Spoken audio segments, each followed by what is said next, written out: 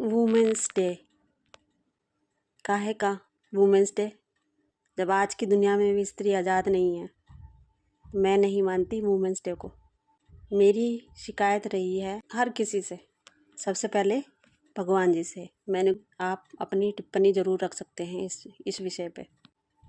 मैंने जो लिखा है, हे भगवान, मैं सिम्मी, मेरी आपसे प्रार्थना भी है, शिकायत भी, कि अब जब भी ये सृष्टि दुनिया प्रलय से ख़त्म करो और नए युग का निर्माण करो, उसमें स्त्री को मत बनाना, जिसकी शुरुआत देवलोक से गुजर धरती पर भी उसे वो स्थान नहीं मिला जिसकी वो हकदार थी।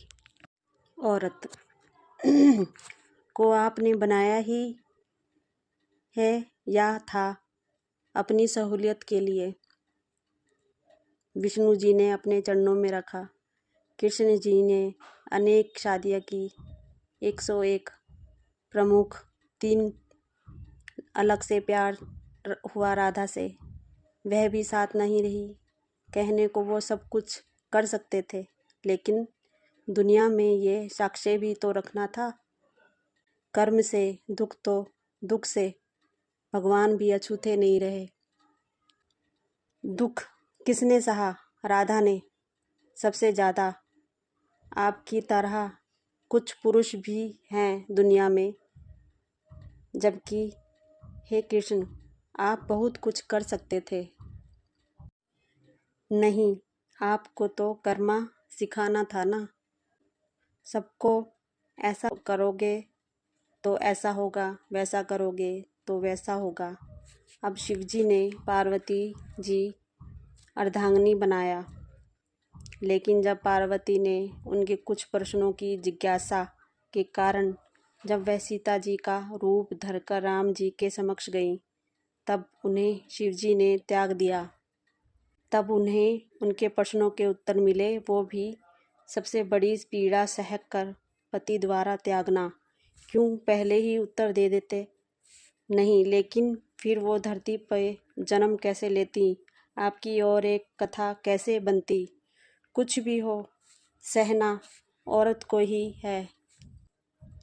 कुछ तो औरत की दुश्मन बन जाती है, जो कि शास्त्रों के नाम पर आपने उनके मन में धक्यानुसी रीति रिवाज, पति के प्रति सोच जो पैदा होते ही उनके कानों में भर दी जाती हैं।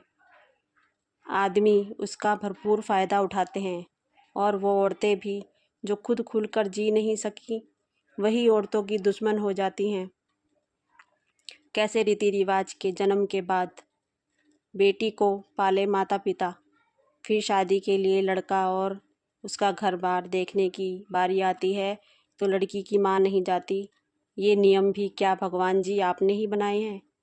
फिर दहेज की प्रथा, दहेज की बात चलो एक बार हो गई, दे दिया अपनी बेटी के जीवन व्यापन के लिए।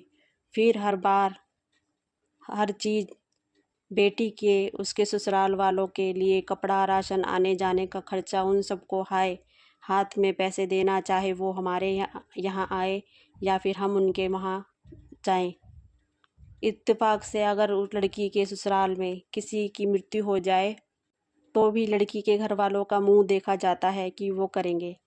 जब लड़की का एक एक कपड़ा खाना लड़की के घर वालों का मोहताज होता है, तो लड़की अपने घर पर अच्छी है, उसका एक खर्चा होगा, पूरे ससुराल को देने से तो बचेंगे। इस बीच लड़की के घर वाले कंगाल हो जाते हैं। इसको समाज अपने रीति रिवाज के नाम पर एक स्त्री को छल रहे होते हैं। मुफ्त की नौकरानी मिल जाती है। चाहे ये सारी प्रथाएं, रीति रिवाज कुछ समाज के कुछ चुनिंदा ठेकेदारों ने, महापुरुष नहीं कहूँगी, क्योंकि मेरी नज़र में वो महापुरुष है जो एक स्त्री की आज़ादी और उसके सपनों के लिए समाज से लड़कर उसकी ढाल बने। अगर आप इससे सहमत हैं तो आप अपना विचार ज़रूर दें मुझे।